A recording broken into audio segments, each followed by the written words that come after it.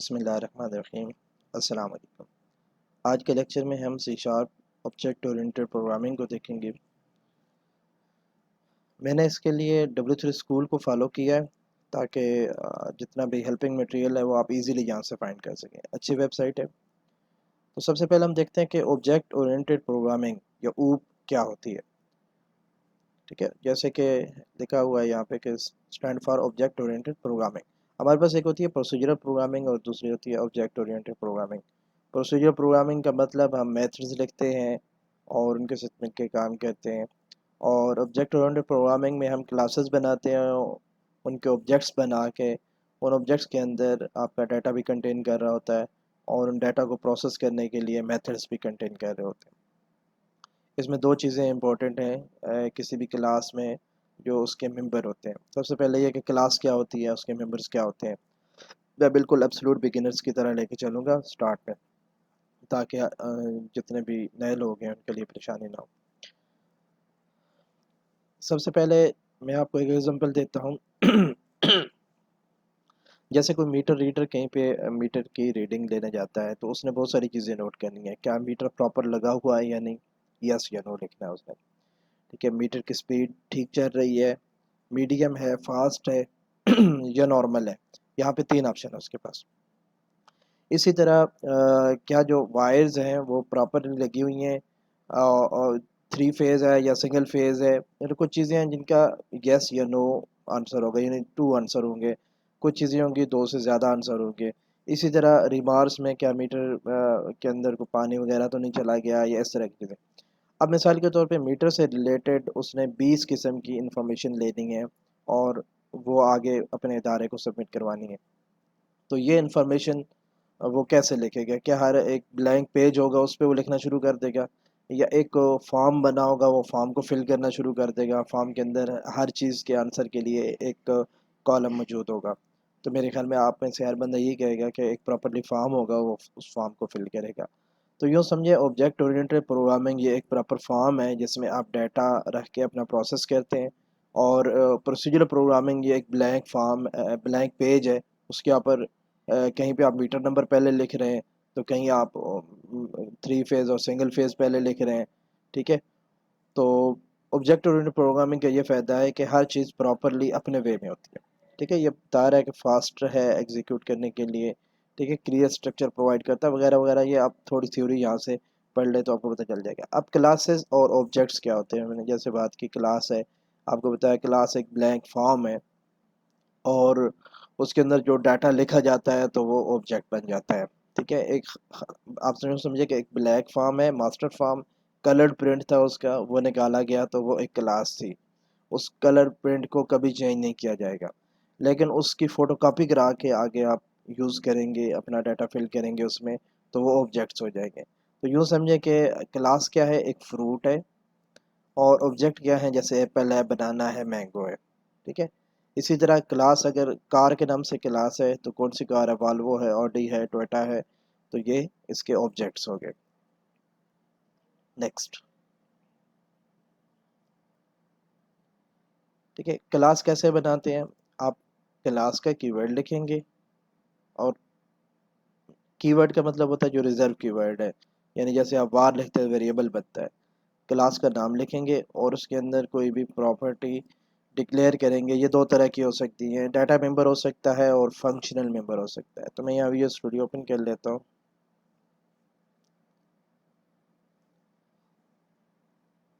यहाँ एक नया प्रोजेक्ट बनाता हूँ।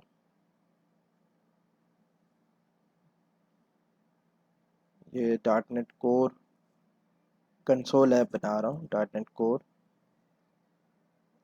ऑब्जेक्ट ओरिएंटेड, सॉरी, यहाँ पे सिलेक्ट करना था console app dot net core. Next, और यहाँ पे नाम लिखना था ऑब्जेक्ट ओरिएंटेड प्रोग्रामिंग पार्ट 1।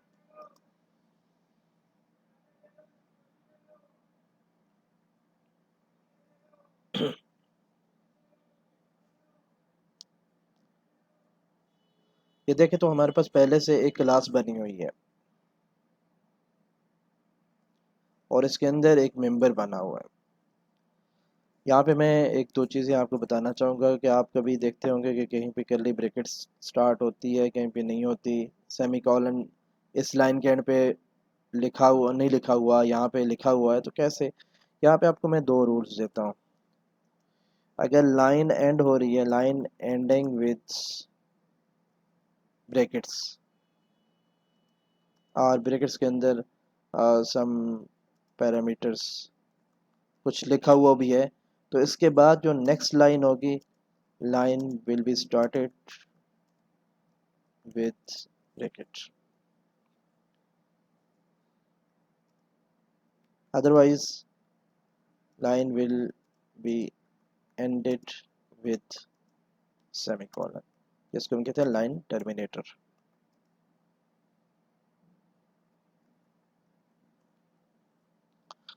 तो यहाँ पे देख लेंगे, यहाँ पे ये तो क्लास है ना, ये तो पहला मतलब डिक्लेयर करनी है।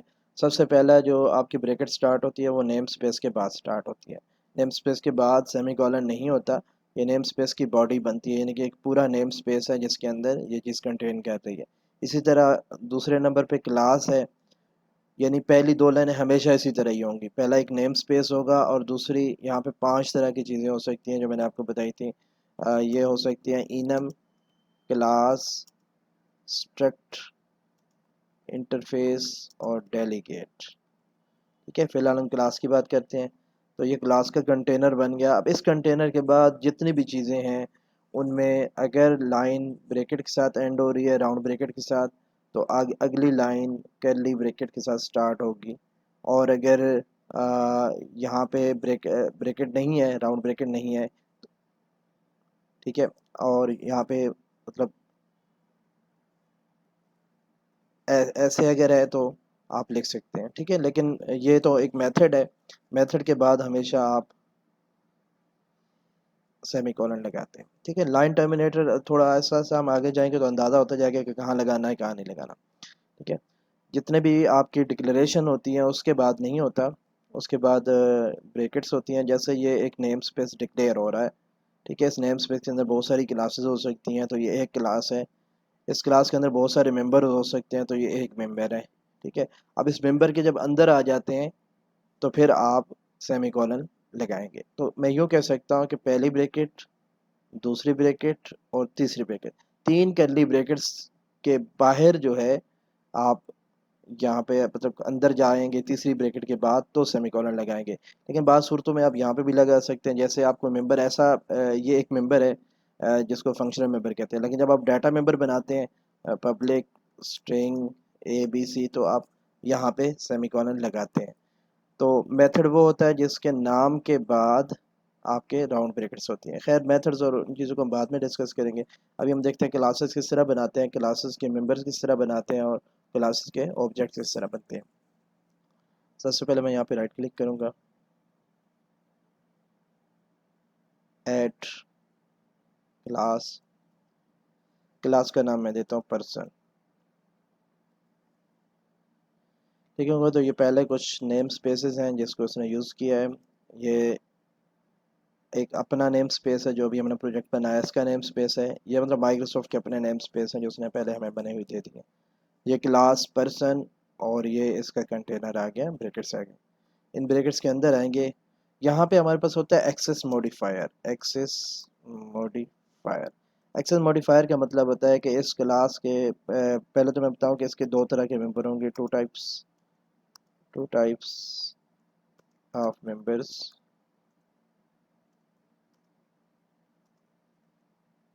डाटा मेंबर,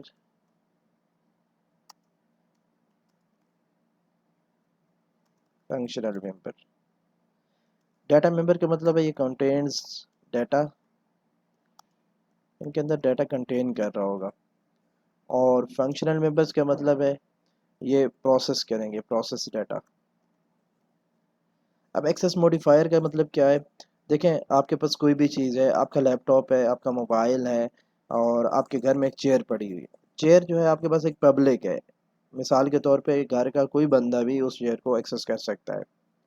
ठीक है, बेशक वो आपके रूम में पड़ी है लेकिन आपके भाई भी उस कुर्सी पे आके बैठ सकते हैं। और मोबाइल, जैसे कि आजकल हालात चल रहे हैं, तो मोबाइल आपका एक प्राइवेट मॉडिफायर है। मतलब ये आपके अलावा कोई दूसरा बंदा एक्सेस नहीं कर सकता। या आप यूँ कह सकते हैं कि एक रूम में जितने लोग आप इकट्ठे रह रहे हैं, आप, आपके बच्चे और आप मोबाइल को एक्सेस कर सकते हैं, लेकिन बाहर से कोई बंदा आके आपके मोबाइल को एक्सेस नहीं कर सकता। तो हमारे पास भी यहाँ जितने भी डाटा मेंबर्स होते हैं या फंक्शनल मेंबर्स होते हैं, इनके साथ भी हम एक्सेस मॉडिफायर लगाते हैं। जैसे ये क्लास बनी हो तो क्लास के साथ भी हम एक्सेस मॉडिफायर लगाते हैं, इसको कौन एक्सेस कर सकता है। ये कुछ मुख्तलिफ तरह के होते हैं, मैं कुछ चंद लिख देता हूँ जो भी हमने यूज़ करना है। एक होता है पब्लिक, एक होता है प्राइवेट, इंटरनल, ये तीन फिलहाल मैं यूज़ कर रहा हूँ। पब्लिक का मतलब है, जैसे इसके नाम से ज़ाहिर है कि ये पब्लिकली एक्सेसिबल होगा, इसको कोई बंदा भी एक्सेस कर सकता है।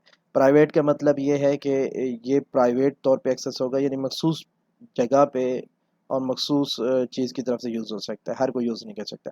इंटरनल का मतलब ये है कि ये बिल्कुल आम आवाम के लिए तो नहीं होगा, बिल्कुल पब्लिक नहीं होगा, लेकिन कुछ लिमिटेशंस के साथ इसको ज़्यादा लोग एक्सेस कर सकेंगे। ठीक है, सबसे पहले मैं क्लास में यहाँ पे डिक्लेयर करता हूँ पब्लिक। ठीक है, कोई भी मैं प्रॉपर्टी डिक्लेयर करने लगा हूँ जिसको हम डाटा मेंबर कहते हैं। ठीक है, यहाँ मैं लिख देता हूँ डाटा मेंबर। डाटा मेंबर में आप डिक्लेयर कैसे करेंगे, आप इसका एक्सेस मॉडिफायर बताएंगे, एक्सेस मॉडिफायर बताएंगे। उसके बाद दूसरे नंबर पे आप इसकी डाटा टाइप बताएंगे, तीसरे नंबर पे आप इसका नेम बताएंगे, और आगे आप कुछ अलग अलग सिंटेक्स हैं वो मैं आपको बता दूंगा। फिलहाल एक्सेस मॉडिफायर में मैं पब्लिक लिखता हूँ, पब्लिक होगा और स्ट्रिंग टाइप का होगा। ठीक है, स्ट्रिंग मतलब मैं नेम रखना चाहता हूँ और उसके बाद इसका नाम नेम होगा। ये एक मैंने मॉडिफायर बना दिया, अपना प्रॉपर्टी डाटा मेंबर बना दिया। इसी तरह पब्लिक स्ट्रिंग एड्रेस, अब मिसाल के तौर पे वो अपना CNIC सीक्रेट रखना चाहता है, तो प्राइवेट स्ट्रिंग CNIC। याद रखें ये सारी प्रॉपर्टीज़ यहाँ पे जैसे मैंने N कैपिटल लिखा, A कैपिटल लिखा, तो ये ब्लैक कलर है, और यहाँ पे ये मुझे ना कुछ हिंट्स दे रहा है। इसके ऊपर अगर मैं जाता हूँ तो ये कहता है कि अनयूज्ड, कि ये प्रॉपर्टी अभी यूज़ नहीं हुई। खैर यूज़ तो ऊपर वाली भी नहीं हुई, लेकिन वो क्लास के मेंबर ये पब्लिकली एक्सेसिबल होंगी जब भी हम पर्सन क्लास का ऑब्जेक्ट बनाएंगे। यानी ये एक ब्लैंक फॉर्म है, जब हम इसको फिल करने लगेंगे तो हमारे पास नेम और एड्रेस दोनों देने के ऑप्शन मौजूद होंगे, लेकिन CNIC देने का ऑप्शन इसलिए मौजूद नहीं होगा कि ये प्राइवेट मेंबर है, ये इन दो जो ब्रैकेट्स लगी हुई हैं इनके बाहर नहीं जाएगा। तो चलें यहाँ पे आके हम ऑब्जेक्ट बनाते हैं, प्रोग्राम के अंदर आए। हमने लिखा पर, जैसे हम वेरिएबल बनाते थे var x is equal to 10, जैसे हम बनाते थे string name is equal to my name, और इसको हम यूँ भी लिख सकते हैं string name is equal to new string. ठीक है, न्यू स्ट्रिंग का मतलब है, वैसे यहाँ पे हम नेम 2 कर लेते हैं क्योंकि रेड कह रहा है, और यहाँ पे भी हम इसको S कैपिटल के साथ लिखेंगे। ठीक है, लेकिन फिर भी ये हमें कह रहा है कि आपके पास जो है ना इस तरह स्ट्रिंग बनाने का ऑप्शन मौजूद नहीं है। खैर वो मेथड्स पढ़ेंगे तो वहाँ पे जाके डिस्कस करेंगे कि ये क्या चीज़ है। जब मैं यहाँ पे लगाता हूँ तो ये मुझे कहता है यहाँ पे कोई इसकी वैल्यू दे, 9 तरह के मेथड मुझे बता रहा है। ठीक है, कैरेक्टर की अरे दें, बाइट दें, वगैरह वगैरह। बहरहाल इस चीज़ को अब छोड़ दें, सिर्फ ये कि मैं बताना ये चाहता हूँ कि आप यहाँ पे एक वेरिएबल की टाइप बताएंगे, फिर उसका नाम बताएंगे, और उसके आगे न्यू लिख के जो आपने यहाँ पे टाइप बताई है वही टाइप यहाँ पे लिखेंगे, राउंड ब्रेकेट लगाएंगे, ये ऑब्जेक्ट बन जाएगा। तो इसी तरह अगर मैं ये पर्सन जो मैंने क्लास बनाई है मैं इसका ऑब्जेक्ट बनाना चाहूँ तो person P1 is equal to new person, और ये ब्रैकेट्स। ये हमारे पास एक तरीका है पर्सन बनाने, पर्सन का ऑब्जेक्ट बनाने का। यानी कि यहाँ मैंने टाइप डिक्लेयर की, ऑब्जेक्ट का नाम दिया, न्यू का वर्ड यूज़ किया, और आगे उसी टाइप का दोबारा लिखा और ब्रैकेट्स क्लोज कर दिया। शॉर्ट में हम इसको P2 is equal to new person यूँ भी लिख सकते हैं। और इसी तरह अब जब मैं P1 डॉट करूँगा तो मेरे पास ये एड्रेस और नेम आ रहा है, CNIC नहीं आ रहा, क्योंकि CNIC प्राइवेट मेंबर है, वो क्लास के बाहर एक्सेस नहीं हो सकता, वो क्लास के अंदर एक्सेस होगा। उसके लिए हम फंक्शनल मेंबर को यूज़ करेंगे। अब P1 dot address is equal to Rawalpindi, क्योंकि ये स्ट्रिंग है तो कोट्स के अंदर आएगी। p1 dot name is equal to स्लैन। इसी तरह मैं इसमें एक और प्रॉपर्टी बनाता हूँ, public date time date of birth. और अब जब इस पे वापस आता हूँ तो मैं p1 dot date of birth is equal to new. देखिए खुद ब खुद इसने डेट टाइम उठा लिया, डेट टाइम। अब यहाँ से वो मुझे 12 तरह के ऑप्शन दे रहा है। पहला ये कि मैं खाली छोड़ दूँ, दूसरा ये कि लॉन्ग में टिक्स बताऊँ, तो ये बता रहा है कि 100 नैनो सेकेंड्स इंटरवल, यानी कि वो यहाँ से बता रहा है कि 00 होगा। चले इस पे हम बाद में बात करेंगे। यहाँ पे हमारे पास एक ऑप्शन है कि ईयर बताएं, मैंने कहा 1986, मंथ बताएं 3, डे बताएं 23। तो ये डेट ऑफ बर्थ हमने इसमें स्टोर कर ली। अब इसी तरह अगर मैं पर्सन का ऑब्जेक्ट दोबारा बनाऊँ, पर्सन या वार जैसे मर्जी लिखूँ, var p3 is equal to new person, और आगे मैं कर्ली ब्रैकेट्स लगा दूँ, तो यहाँ से भी ऑब्जेक्ट बन जाएगा। और इन कर्ली ब्रैकेट्स के अंदर जाके, जैसे यहाँ मैंने ऑब्जेक्ट लिखा p1 dot address, p1 dot name, p1 dot dob लिख के मैंने आगे वैल्यूज़ दी। अब यहाँ पे मैं डायरेक्ट वैल्यूज़ दे सकता हूँ। ये देखें, एड्रेस इज इक्वल टू, ठीक है, मुझे p3 बार बार नहीं लिखना पड़ेगा, क्योंकि अभी ये मैं p3 के स्कोप के अंदर हूँ। ये ब्रैकेट्स है, इन ब्रैकेट्स में ये ऑब्जेक्ट बन रहा है। ऑब्जेक्ट बनते वक्त यहाँ पे हम इसको वैल्यू दे देते हैं। अब इस्लामाबाद, अब यहाँ पे देखिएगा, यहाँ पे आप सेमी कॉलन लगाते हैं, लेकिन यहाँ पे अपने सेमी कॉलन नहीं लगाना, यहाँ पे अपने कॉमा लगाना है। dob is equal to new date time 1986 323 semicolon, और name is equal to Abdul. अब देखें ये थोड़ा सा आगे चला गया, ये उससे भी आगे चला गया। तो यहाँ पे अगर मैं सेमी कॉलन ख़त्म करके दोबारा लगाता हूँ तो ये इसका फॉर्मेट खुद बहुत ठीक कर देगा। इसी तरह अगर ज़्यादा चीज़ें आपकी आगे पीछे हैं, कोई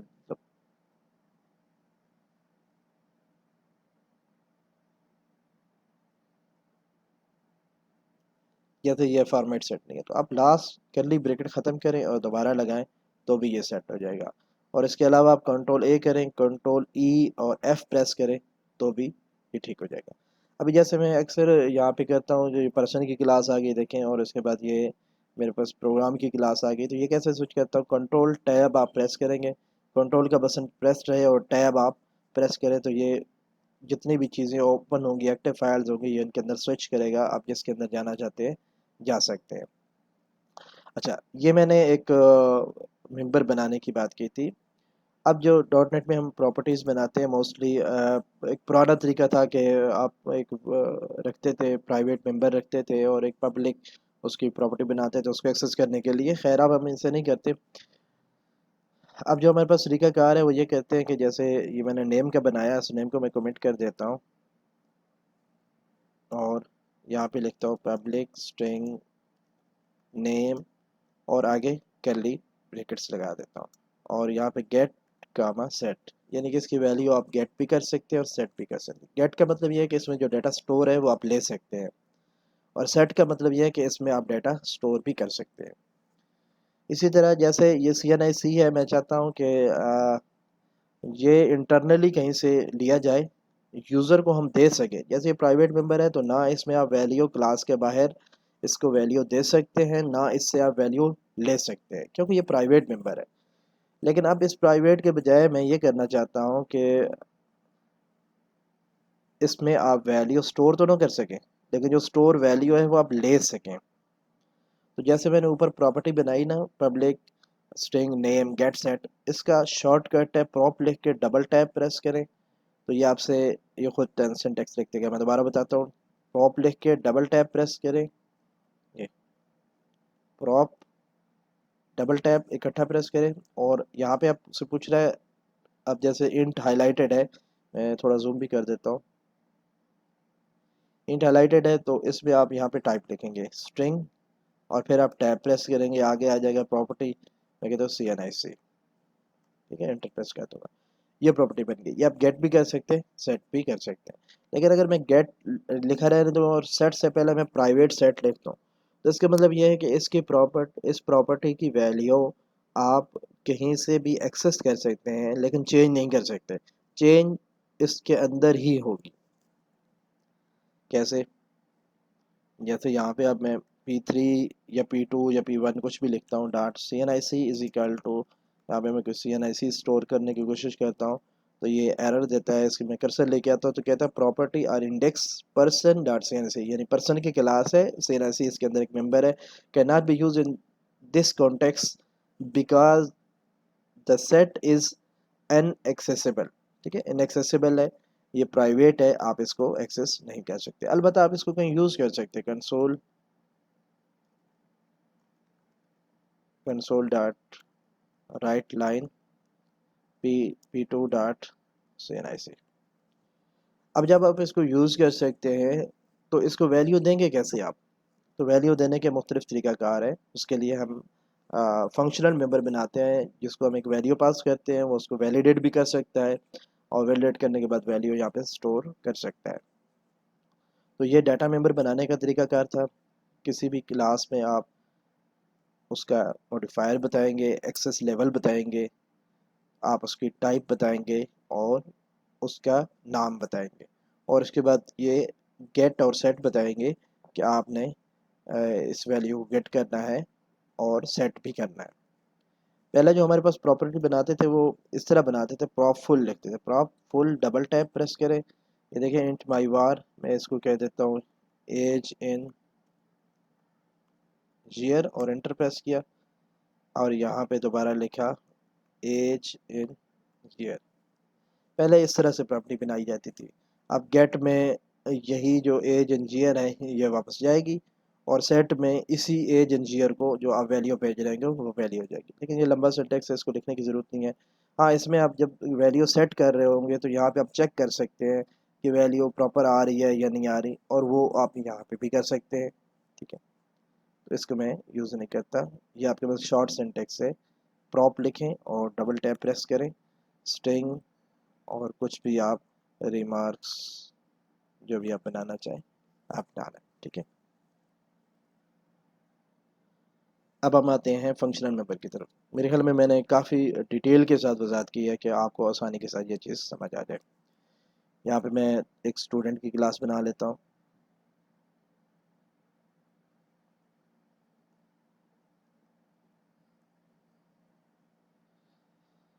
अच्छा, ये क्लास भी पब्लिक हो सकती है और इंटरनल भी हो सकती है। ठीक है, और प्राइवेट, अगर आप प्राइवेट क्लास बनाते हैं तो कहीं यूज़ नहीं हो सकेगी। ठीक है, प्राइवेट क्लास बनाया, आप इसके ऊपर लेके जाते हैं तो element defined in the namespace can not be declare as private. Private आप बना नहीं सकते ना, कि आप कहते हैं कि ये नेम स्पेस है, इसको तो कोई इसके अंदर ये जो चीज़ है ये प्राइवेट है, इसको कोई एक्सेस नहीं कर सकता। तो जब इसको कोई भी एक्सेस नहीं कर सकता तो फिर इसके बनाने का फ़ायदा ही नहीं होगा। तो लिहाजा क्लास प्राइवेट नहीं होगी, क्लास पब्लिक होगी, इंटरनल होगी। ये मैं पब्लिक क्लास बना लेता हूँ स्टूडेंट। अब स्टूडेंट के प्रॉप लिख के मैंने डबल टैप प्रेस किया, स्ट्रिंग स्टूडेंट का नेम, स्ट्रिंग उसका क्लास, स्ट्रिंग इंट उसका ईयर, एडमिशन ईयर।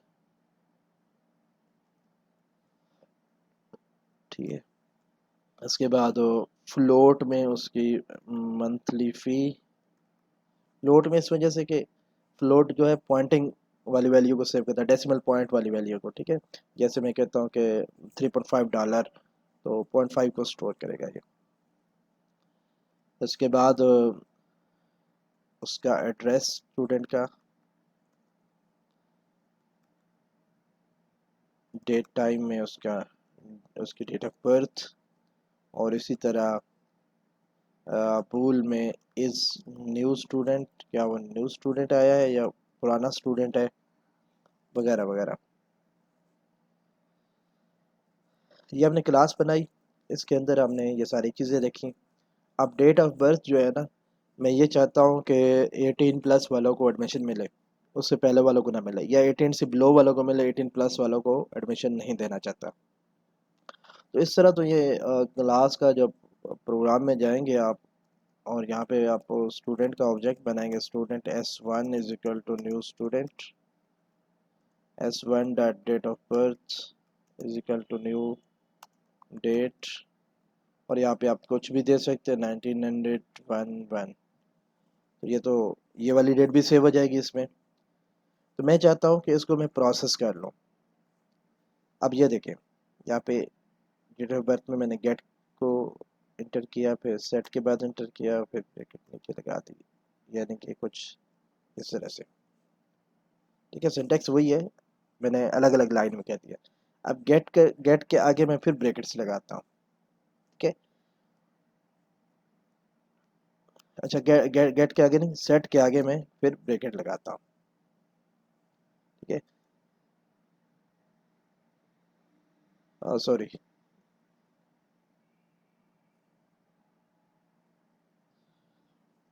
अब इस काम के लिए मुझे ना या तो प्रॉप फुल वाले तरीके से प्रॉपर्टी बनानी पड़ेगी, वेरिएबल को प्राइवेट रख के, और एक पब्लिक प्रॉपर्टी बना के उसके थ्रू एक्सेस करना होगा, या फिर एक फंक्शनल मेंबर के थ्रू करना होगा। मैं दोनों तरीके से कहता हूँ। ये हमारे पास डेट ऑफ बर्थ क्या था, DOB। ठीक है, ये शॉर्टकट था, गेट और सेट प्रॉपर्टी वैल्यू आएगी और वापस भी जाएगी। मैं दोबारा लिखता हूँ, प्रॉप फुल डबल टैप, ये देखिए इंट माई वार लिख रहा है, मैं इसको लिखता हूँ डेट टाइम DOB2, और यहाँ पे मैं लिखता हूँ DOB2। इसका DOB मैं स्मॉल लिखता हूँ, DOB। अच्छा, मैं दोबारा लिखता हूँ, ये आपको समझ नहीं आएगी। दोबारा मैंने लिखा प्रॉप फुल डबल टैप, और इंट माई वार, इसकी जगह मैंने लिखा DOB2, और यहाँ मैंने लिखा DOB2। अब इस चीज़ को समझिए आप, ये प्राइवेट है, इसके अंदर डाटा स्टोर तो हो सकता है, लेकिन ये इस क्लास के बाहर कहीं एक्सेस नहीं हो सकता। क्लास के बाहर का मतलब है, इसका स्कोप ये वाला है, अगर यहाँ से हम नीचे आते हैं तो इसके बाहर यहाँ पे एक ब्रैकेट है, यानी जिन ब्रैकेट्स के अंदर है, जिन कैंडी ब्रैकेट्स के अंदर है, इनके अंदर ही इस्तेमाल हो सकता है, क्योंकि ये प्राइवेट है। इन ब्रैकेट्स से बाहर इस्तेमाल नहीं हो सकता। बाहर का मतलब आप जब यहाँ दूसरी यहाँ पे चले जाते हैं तो यहाँ पे ये इस्तेमाल नहीं हो सकता, ये स्टूडेंट वाली क्लास के अंदर ही इस्तेमाल होगा। तो इसके बाद मैंने एक पब्लिक बनाया। ठीक है, यहाँ मैं डेट टाइम लिख देता हूँ, डेट टाइम, और यहाँ भी फिर डेट टाइम। ये देखिए पब्लिक डेट टाइम, उसमें मैंने गेट किया, जैसे मैंने प्रॉपर्टी बनाई थी नॉर्मल, ये प्रॉपर्टी नहीं बनाई थी जैसे ये, इसमें गेट और सेट है। ठीक है, तो ये भी वही चीज़ है, public date time DOB2, DOB की जगह DOB2, और ये ब्रैकेट ओपन ब्रैकेट क्लोज, ये देखें ब्रैकेट ओपन ब्रैकेट क्लोज, और ये देखें गेट और सेट। ठीक है, अब गेट करते वक्त हम इसको वापस नहीं भेज सकते, क्योंकि ये तो एक प्रॉपर्टी है, इसके अंदर डाटा स्टोर नहीं होगा, डाटा स्टोर होगा इस वेरिएबल के अंदर। तो मैंने रिटर्न करते वक्त इस DOB2 को रिटर्न किया, और इसी तरह जब आप इस DOB2 को कोई वैल्यू देना चाहेंगे, सेट करना चाहेंगे वैल्यू, वो वैल्यू DOB2 के अंदर सेव होगी। यहाँ पे मैं फिर चेक लगाऊंगा, मैं चेक करूंगा कि ये मैंने कट किया, मैं यहाँ पे इसको कमेंट कर देता हूँ, या मैं चेक करता हूँ इफ़ DOB2, ठीक है, इफ़ वैल्यू, जो वैल्यू आ रही है वो अगर greater than new date time, उसमें से बल्कि न्यू डेट टाइम नहीं कहता मैं, डेट टाइम डॉट नाउ कहता हूँ, ये अभी का टाइम आ जाएगा, डॉट एड ईयर्स, इसके अंदर -18 ईयर ऐड करता हूँ, तो ये आज से 18 साल पीछे चला जाएगा। ठीक है, आज से 18 साल पीछे चला जाएगा, और ये वैल्यू अगर उससे बड़ी हुई तो मतलब जो भी स्टूडेंट रजिस्टर हो रहा है वो 18 से बिलो है, यानी कि ये वैल्यू जो अभी मैं इसमें दे रहा हूँ वो आज से 18 साल पहले की वैल्यू से बड़ी है। आज से 18 साल पहले का मतलब 2002 से वैल्यू अगर बड़ी है तो बच्चा जो है वो अंडर 18 है। ठीक है, अदरवाइज 18 प्लस है, तो 18 प्लस वालों को हमने एडमिशन नहीं लेना, यहाँ पे हमने देना है। मैंने लिखा अगर वैल्यू 18, इसका मतलब ये होगा इफ़ स्टूडेंट इज़ अंडर 18, ठीक है। तो फिर मैंने एडमिशन देना है। फिर मैं क्या करूँगा, DOB2 is equal to value, ठीक है। एल्स दूसरी सूरत में मैं दो तीन काम कर सकता हूँ, या तो मैं वैल्यू दो ही ना इसको, या यहाँ पे होता है थ्रो न्यू एक्सेप्शन, मैं एक एक्सेप्शन थ्रो करूँ, ठीक है। थ्रो न्यू एक्सेप्शन, एक्सेप्शन में लिखूँ only under 18 students are allowed to take admission वगैरह वगैरह, ठीक है। तो इसको आप फिर बताता हूँ। यहाँ पे मैंने प्रॉप फुल लिखा, तो ये एक प्राइवेट प्रॉपर्टी बन गई और एक पब्लिक बन गई। प्राइवेट प्रॉपर्टी में ये DOB2 है, समाल के साथ या पर के साथ है। इसमें गेट करते वक्त जो भी इसके अंदर DOB2 के अंदर वैल्यू सेव है वो यहाँ पे वापस आ जाएगी, लेकिन सेट करते वक्त मैं चेक करूँगा 18 से ज़्यादा है तो सेव हो, अदरवाइज सेव ना हो। आप देखें console dot write line enter student age, ठीक है। और यहाँ पे जितना बना हुआ है मैं सारे को कमेंट कर देता हूँ, बल्कि ये लिखा भी रहे तो कोई इशू नहीं है। मेरे पास ये S1 है, student dot DOB2, DOB2 is equal to console dot read line, मैं यूज़र से लेना चाहूँगा, ठीक है। तो रीड लाइन के लिए मैंने बताया कि कंसोल से हमेशा स्ट्रिंग आती है, तो यहाँ पे मैं इसको करूँगा डेट टाइम डॉट पार्स या convert to date time, control F5 press किया तो यह कह रहा है इंटर स्टूडेंट एज। एक तो ये कि मैं इसमें ऐसे कोई चीज़ स्टोर करता हूँ, एंटर करता हूँ, तो ये मुझे एक्सेप्शन देगा क्योंकि मैंने इनवैलिड डाटा एंटर किया, ठीक है। दोबारा कंट्रोल F5 करता हूँ और मैं प्रॉपर डाटा एंटर करता हूँ, और मैंने फॉर्मेट वो फॉलो करना है जो सिस्टम के अंदर शो हो रहा था। जैसे मिसाल के तौर पे सिस्टम में पहले मंथ शो हो रहा है, फिर डेट शो हो रही है, फिर मैं अपनी डेट ऑफ बर्थ लिख देता हूँ। जैसे पहले मंथ है, फिर डेट है, और फिर ईयर है।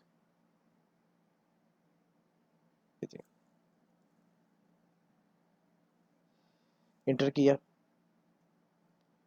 तो ये क्या कहता है, ये भी एक एक्सेप्शन आ गई, लेकिन इसमें लिखा हुआ only under 18 students are allowed.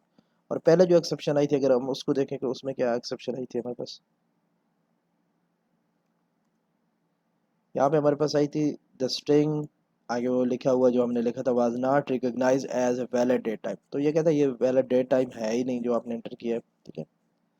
तो डेट टाइप हम मुख्तलिफ फॉर्मेट्स में लिख सकते हैं, लेकिन फॉर्मेट प्रॉपर होना चाहिए। जैसे आप लिखे 23 मार्च 1986 तो भी ये ले लेगा ओनली 18, ठीक है। 18 वाली बात अलग है, लेकिन वैल्यू उसने ले ली है। इसी तरह 23 MAR 1986 ये भी ठीक है, ठीक है। Only 18 students are allowed under 18। तो ये तरीका था, हम किसी भी प्रॉपर्टी के साथ उसकी वैल्यू को चेक कर सकते हैं कि प्रॉपर वैल्यू आ रही है या नहीं। लेकिन ये पुराने तरीके हैं, मैं बता इस वजह से रहा हूँ कि आपका कोई पुराना कोड होगा, कोई देखेंगे तो आप सोचेंगे कि ये चीज़ हमने पढ़ी नहीं, मैं इसलिए बता दी, वरना इस तरह की चीज़ हमें करने की ज़रूरत नहीं पड़ती। इसको हम और तरीक़ों से चेक करते हैं। अभी .NET MVC में ये चीज़ बहुत ज़्यादा फ्लेक्सिबल है, और इसमें आप बहुत से तरीक़ों से वैलिडेशन लगा सकते हैं।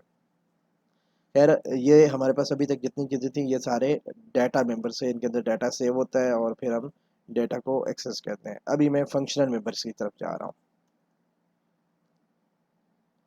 इस न्यू स्टूडेंट, मैं चाहता हूँ कि ये फंक्शन से मुझे मिले, मैं इस स्टूडेंट से पूछूँ ना, जैसे ये गेट है तो मैं इसको गेट तो करने दूँ, लेकिन सेट जो है वो प्राइवेट करूँ, प्राइवेट सेट, ठीक है। यानी इस न्यू स्टूडेंट, ये नया स्टूडेंट है या नहीं, ये यहाँ से मुझे मिले।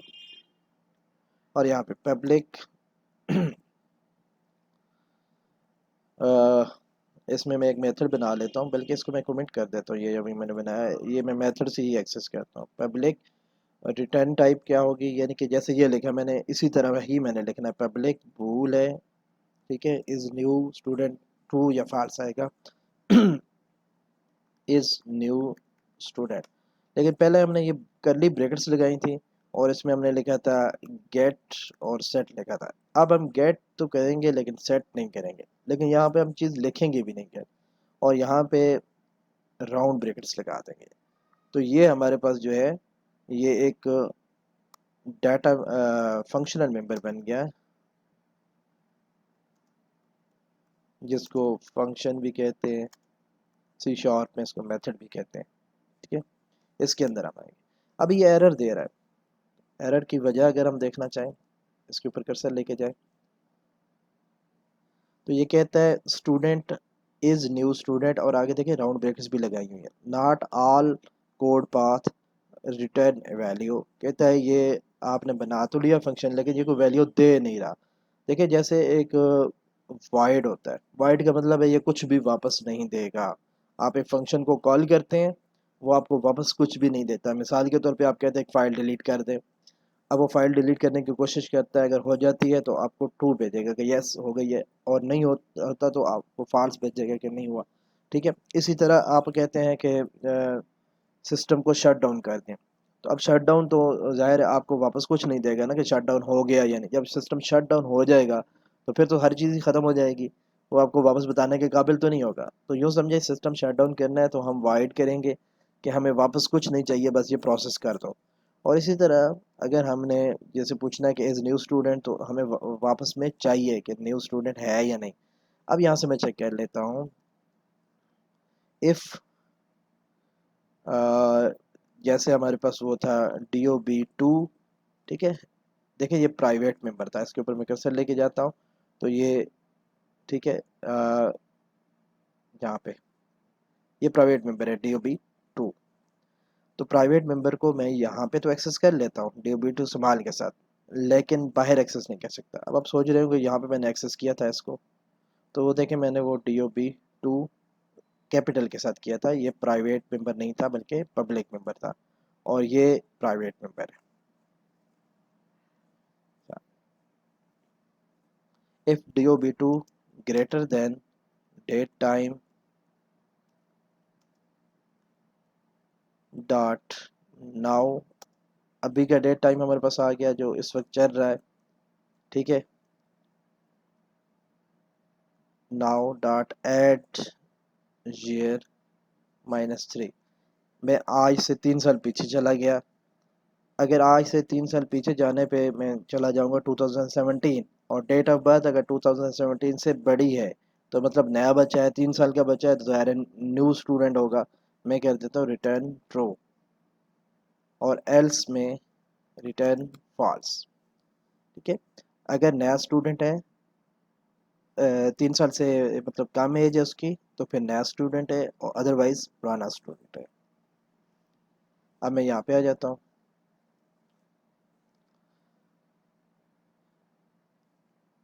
और यहाँ पे एक चीज़ और भी है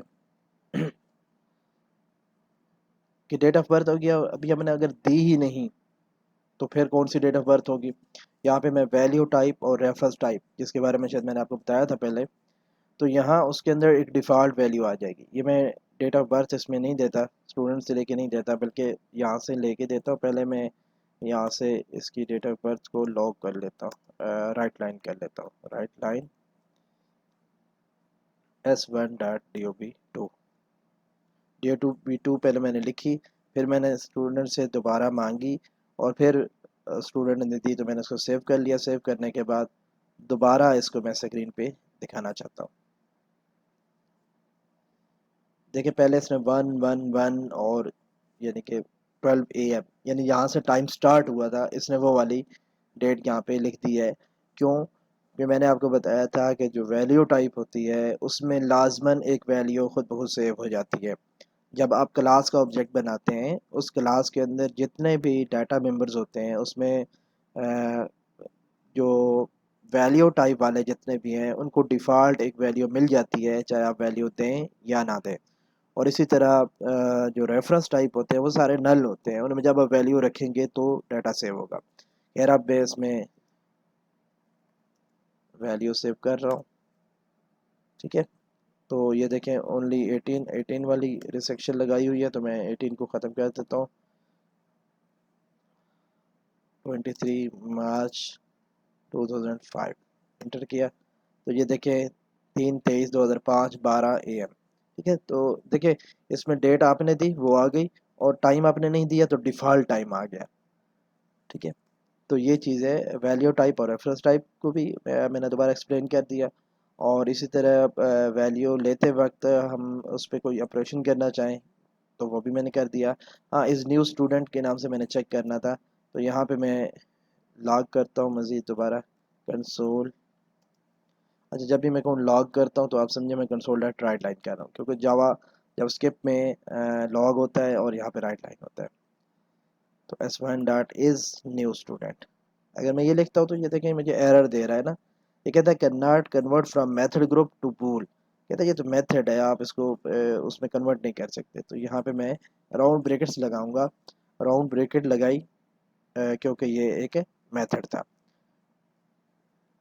अब मैं इसको लिखता हूँ इंटरव्यू एज मैं 23 मार्च 2010 इंटर किया तो ये देखें फॉल्स।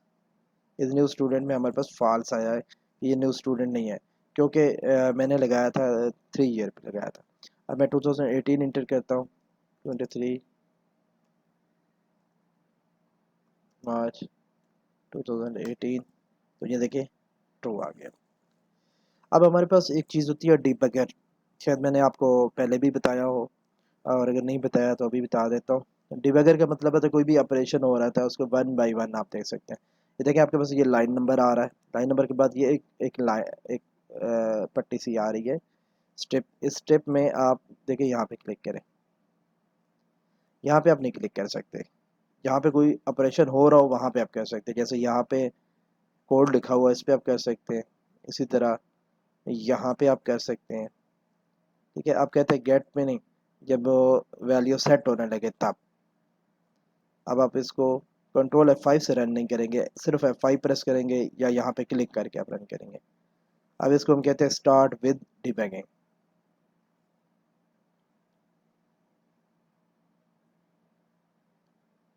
अब देखें ये मुझसे पूछ रहा है interviewer enter student age, और यहाँ पे देखें ये सारे प्रोसेस चल पड़े हैं कि ये प्रोसेस मेमोरी कितनी ले रहा है। ठीक है, और कुछ और चीज़ें भी आपको यहाँ पे नज़र आएंगी। ये देखें कॉल स्टैक है, लोकल है, वगैरह वगैरह। अभी हम इसकी बात नहीं करते, अभी हम यहाँ पे लिखते हैं 23 मार्च 1986 इंटर किया। इंटर किया तो देखें ये यहाँ पे आ गया। अब ये देखें ये येलो कलर यहाँ पे आ रहा है और ये रेड डॉट के ऊपर ये कर्सर भी आ रहा है, मतलब इस वक्त आपका जो कंपाइलर है वो यहाँ पे मौजूद है। और ये कंटिन्यू यहाँ पे मैं प्रेस करूँगा तो वो इससे बाहर निकल जाएगा, सारा प्रोसेस कर देगा। और अगर मैं एक एक स्टेप आगे जाना चाहता हूँ तो F10 प्रेस करूँगा, F10।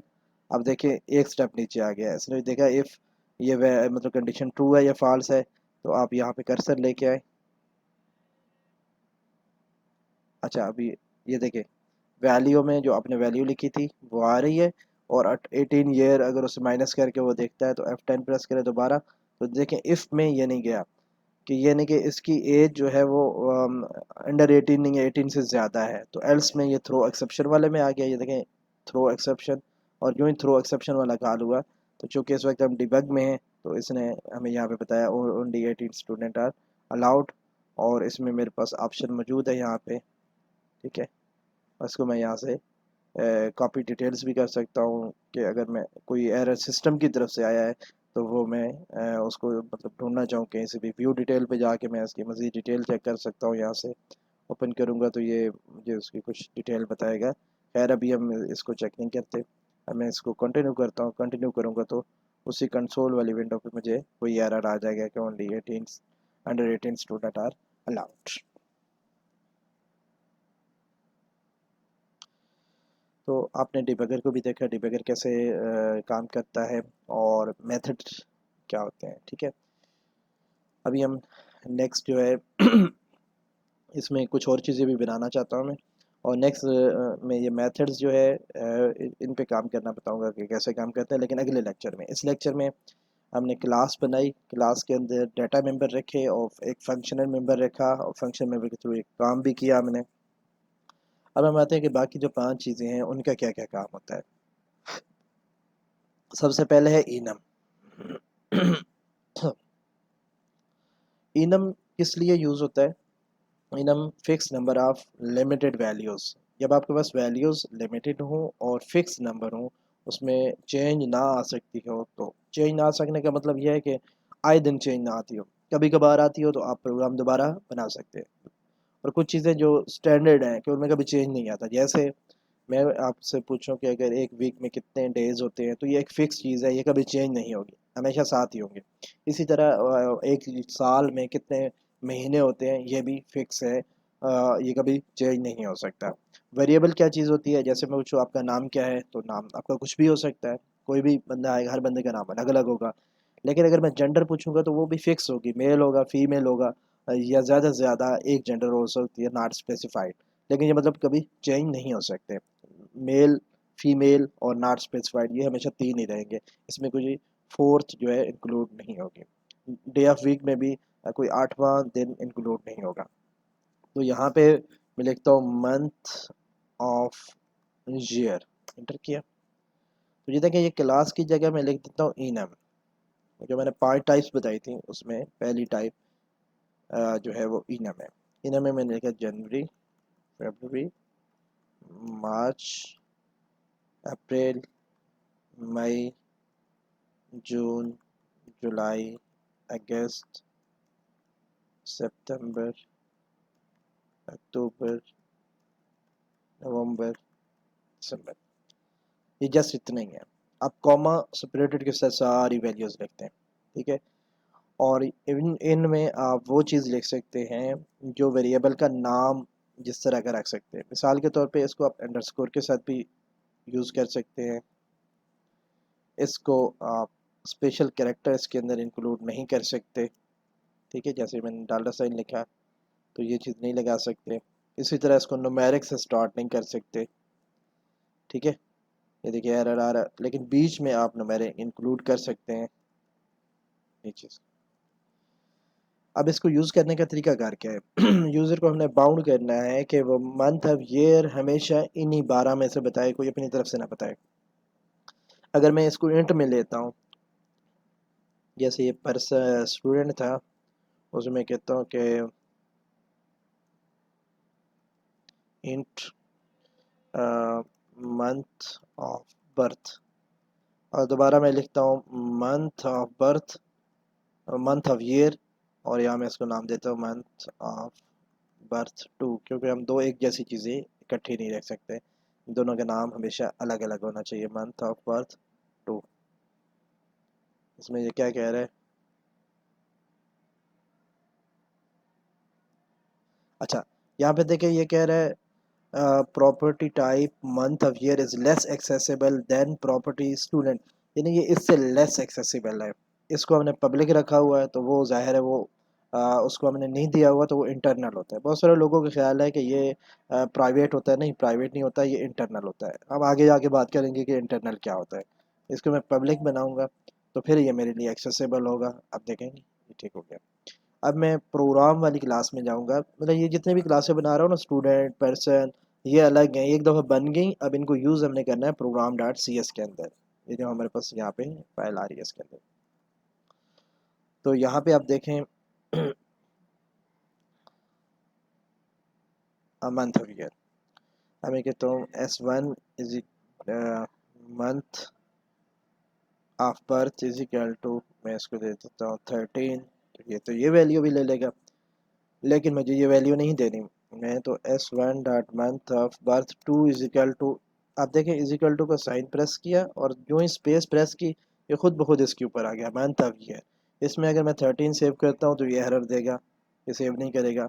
और मंथ ऑफ ईयर पे जाता हूँ और डॉट प्रेस करता हूँ तो मेरे पास वो सारे मंथ आ जाएंगे जो मैंने यहाँ पे लिखी हुई हैं, ये इनसे ही चूज़ होगा, इसके अलावा चूज़ नहीं होगा। तो ये मैं मार्च दे देता हूँ। अब देखिए कि ये हमने फिक्स कर दिया, तो फिक्स नंबर ऑफ़ वैल्यूज़ के लिए हम इनम को यूज़ करते हैं। इनम इसके अलावा कहाँ यूज़ हो सकती है? जैसे यूज़र टाइप है आपके पास, मुख्तलिफ़ तरह के यूज़र होंगे, एक एडमिन होगा, सुपर एडमिन होगा, एक क्लाइंट होगा, एक शॉपकीपर होगा, ठीक है, और एक मिसाल के तौर पे अकाउंटेंट होगा। तो इस तरह की चीज़ें अब देखिए, इसके अलावा एक और भी आ सकता है कि आपका यहाँ पर मॉडरेटर भी आ सकता है फ्यूचर में। तो आ सकता है, तो आप इसमें एक नई चीज़ ऐड कर देंगे, मतलब जैसे इनम आपने बनाई हुई है यहाँ पे, मतलब ये तो यहाँ पे एक नया आता है तो आप एक नया ऐड कर सकते हैं, लेकिन ये आपको कोड में जाके ऐड करना होगा। यूज़र को आप इंटरफेस नहीं दे रहे, यानी कि जैसे ये इंटरफेस हमारे पास सामने आता है, यहाँ से यूज़र चीज़ इंटर नहीं कर सकता। अगर यहाँ से एंटर कर सकता है तो उसको फिर हम कहेंगे ये डायनामिक है, फिर हम इसको डेटाबेस में सेव कर रहे होंगे।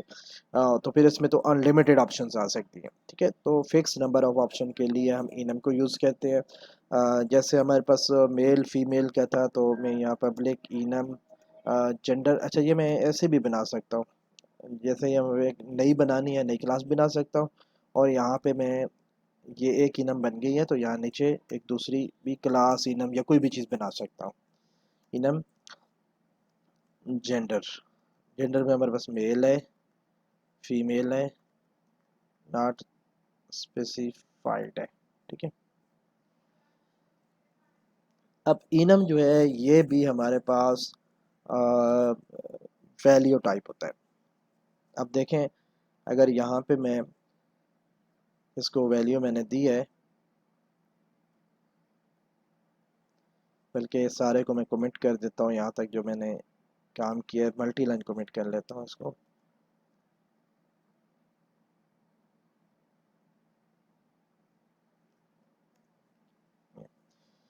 अब देखें, यहाँ पे मैं S1 का ऑब्जेक्ट बनाता हूँ, बल्कि इसको भी मैं इसके अंदर ही ले जाता हूँ और नीचे मैं अलग बनाता हूँ। फिर इसको रीजन में रख दूंगा जैसे पहले रख के देता था। Student S2 is equal to new student S2 dot, इसको मैं कंसोल पे लॉग करता हूँ, कंसोल पे राइट लाइन करता हूँ, S2 dot month of birth 2, ये भी करता हूँ, और मंथ ऑफ बर्थ दोनों को करता हूँ। अब मैंने इन दोनों को वैल्यू दी नहीं है, लेकिन देखिए इसमें जनवरी आ गया, इसमें ज़ीरो आ गया। तो बाय डिफ़ॉल्ट जो वैल्यू आती है इनम में, वो जो पहली वैल्यू होती है वो खुद ही उठा लेता है। यानी इनम वैल्यू टाइप है, जब भी इनम का कोई ऑब्जेक्ट बनेगा तो उसमें जो पहली वैल्यू होगी वो ऑटोमेटिकली उसको असाइन हो जाएगी। इसी तरह इंट न्यूमेरिक वैल्यू कोई भी होगी तो उसमें ज़ीरो ऑटोमेटिकली सेव हो जाएगा। अच्छा, अभी आप देख रहे होंगे कि मैं कैसे इस प्रोग्राम से मैं यहाँ से कैसे मूव होकर डेट ऑफ बर्थ की इनम की तरफ गया, जो यहाँ इसके अंदर बनी होगी, मंथ ऑफ ईयर के अंदर बनी हुई। तो इसको मैं रिनेम कर देता हूँ, यहाँ मैं इसको लिख देता हूँ इनम्स, ताकि मुझे आसानी रहे। तो इसको मैं नो कर देता हूँ। ठीक है, अब देखें यहाँ पे रह के मैं F12 प्रेस करता हूँ ना, S2 पे रह के F12 प्रेस करता हूँ, तो S2 जहाँ पे बना हुआ है कर्सर वहाँ पे चला जाएगा। ये देखें यहाँ पे आ गया। इसी तरह डेट ऑफ बर्थ पे क्लिक करता हूँ, ये डेट ऑफ बर्थ 2 पे क्लिक करता हूँ, F12 प्रेस करता हूँ, तो ये देखें यहाँ पे डेट ऑफ बर्थ 2 बना हुआ है, वो उस जगह पे मुझे ले जाता है। अब इसकी टाइप इंट वगैरह नहीं है, बल्कि ये हमने अपनी कस्टम टाइप बनाई हुई है जिसका नाम है मंथ ऑफ ईयर। इस पे जाके मैं F12 प्रेस करता हूँ, तो ये मुझे इस पे ले आता है। ठीक है, तो ये आसानी से कोई भी चीज़ चेक करने का, मतलब उसकी तरफ मूव होने का तरीका है। और इसी तरह यहाँ पे मैं इसको अब असाइन करता हूँ, S2 dot date of birth 2 is equal to March, और मार्च पे जाके मैं F12 प्रेस करता हूँ, तो ये देखें ये मार्च के ऊपर यहाँ पे मैंने लिखा हुआ है, वहाँ पे आ जाता है। अब फॉर एग्जाम्पल मैं ना मार्च को पूरा लिखना चाहता हूँ, बाकी चले मन जैसे भी लिखे रहें, तो यहाँ पे मैं मार्च पूरा लिखना चाहता हूँ, तो ये तो हो सकता है मैंने कोड में काफ़ी जगह पे यूज़ किया हो। जब यहाँ पे मिसाल के तौर पे मैंने दो जगह यूज़ किया, एक यहाँ पे किया है और एक यहाँ पे किया है। ठीक है, ये दो लाइनों में यूज़ किया। अब मैं यहाँ पे मार्च की जगह मार्च पूरा लिख देता हूँ, सेव कर देता हूँ। यहाँ पे देखें दोनों जगह एरर आ जाएगा। ये तो एक जगह पे मैं सेट कर देता हूँ, दूसरा मुझे नहीं पता कि किस जगह पे है। ये तो काफ़ी लंबा काम होगा कि तमाम चीज़ों को चेंज करना जहाँ जहाँ लिखा हुआ है। तो इसका तरीकाकार क्या है फिर?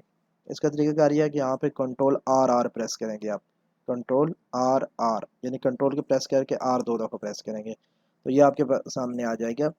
इसमें आपने लिखना है, आप ये देखें ग्रीन कलर में आ रहा है, इसमें आप CH7 लिखें, तो ये देखें नीचे खुद ब खुद उसने CH लिख दिया, और अप्लाई कर दें, तो यहाँ पे भी मार्च आ गया, मार्च। और यहाँ पे अगर मैं इनम्स वाले इसमें जाता हूँ तो यहाँ पे भी देखिए मार्च पूरे का पूरा लिखा हुआ है। आप ये नेम भी चेंज कर सकते हैं, आप ये नेम भी चेंज कर सकते हैं, कंट्रोल आर आर करें तो जो भी चीज़ ग्रीन हो जाए आप उसको इस तरह से चेंज कर सकते हैं।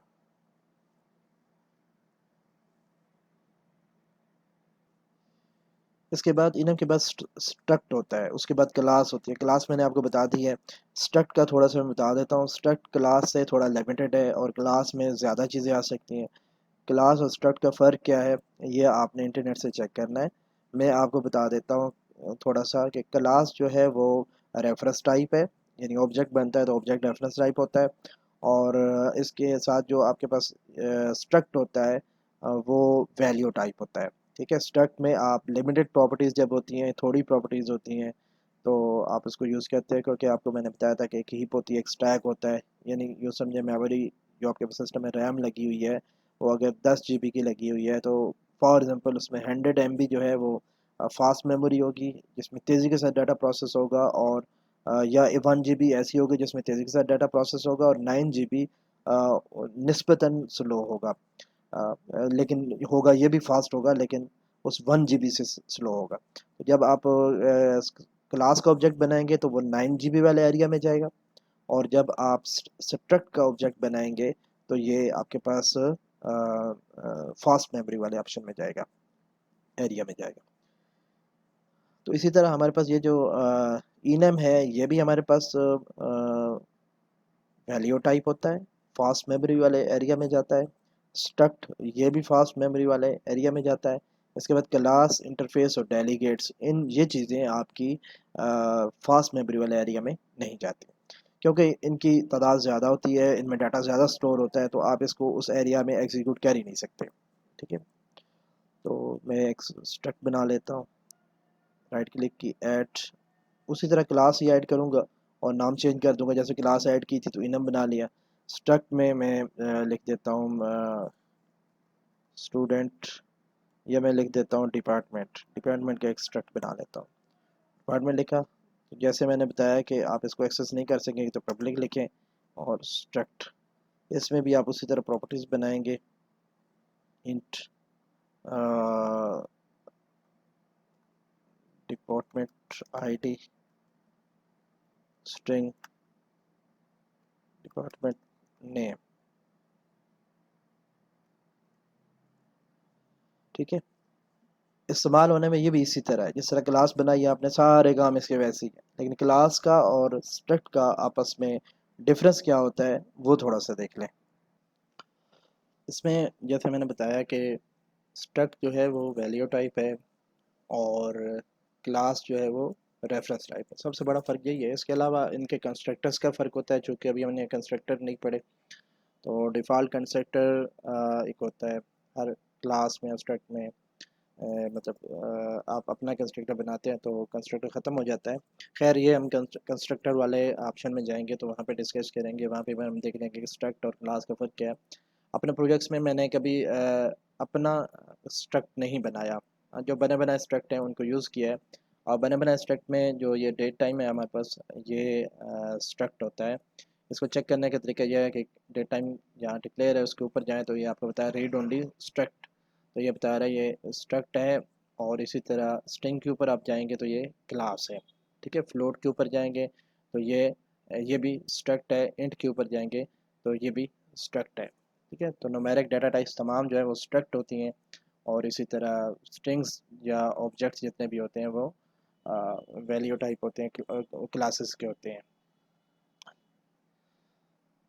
तो स्ट्रक्ट को भी आपने देख लिया कैसे बनाते हैं, क्लास को देख लिया, इनम को देख लिया। इंटरफेस और डेलीगेट की बात हम बाद में करेंगे। आज के लेक्चर के लिए इतना काफ़ी है। ये मैंने बिल्कुल बेसिक बेसिक बताया है कि जिन लोगों को ऑब्जेक्ट ओरिएंटेड का आइडिया नहीं है वो भी इजीली कर लें। तो आप थोड़ी सी इसकी प्रैक्टिस कीजिएगा। बाकी आप यूट्यूब से या इधर उधर से कुछ वीडियोस देखिएगा, और भी जो आपको चीज़ समझ ना आए आप मुझे व्हाट्सएप पे मैसेज करें, मैं इंशाल्लाह आपको रिप्लाई करूँगा। ऑडियो मैसेज मतलब भेज दिया करें तो उसके जवाब में मैं आपको जो भी चीज़ होगी बता दिया करूँगा। तो इंशाल्लाह कल जो है नेक्स्ट लेक्चर जो है जिसमें प्रॉपर ऑब्जेक्ट ओरिएंटेड प्रोग्रामिंग को यूज़ करेंगे, और मतलब सी शार्प का जो मेन पार्ट है वो हम डिस्कस करेंगे। अल्लाह हाफिज़।